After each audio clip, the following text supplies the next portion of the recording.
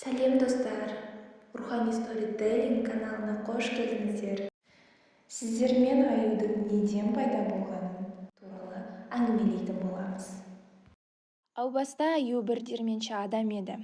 Бірақ ебедейсіз тоң мойын қызғаншақ болды. Ұнды шашып, бидайды басып жүре беретін. Ұны шашылып жатса да, аш-жалаңаш мүсәпірге бермейтін. Олардың көз жасын тоң мойыны күжірейіп көрмейтін. Қызғаншақтығы әбден асқынған кезде ұн сақтайтын қоймасын жердің астына тықты. Дерменіне жақындаған адамды себепсіз сабап жықты. Бір күні бал жеп отыр еді, кеседегі балына ара кеп қонды.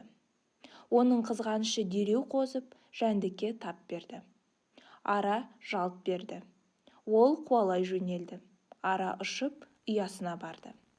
Ұясын бір кедейдің шатырына салған еді. Дерменші қорбаңдап, шатырдың үстіне шықты. Араның ұясын тауып, балын алмақшы болды. Аралар жабылып шаға бастады. Дерменшінің денесі ісіп кетті.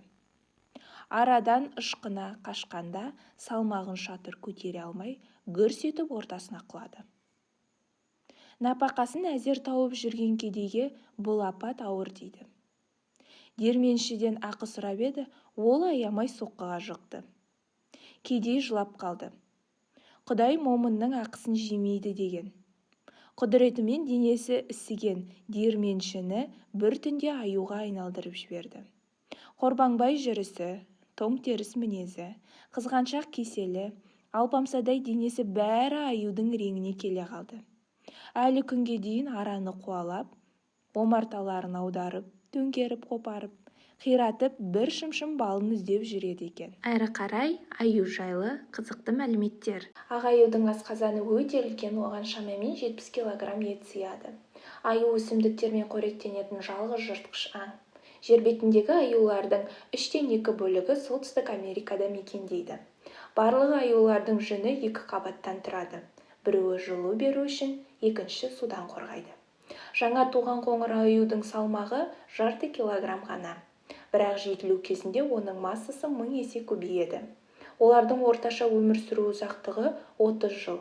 Әлемдегі ең үлкен аю полярлық. Оның салмағы 500 килограмм, ал бойы 3,5 метрге дейін жетеді.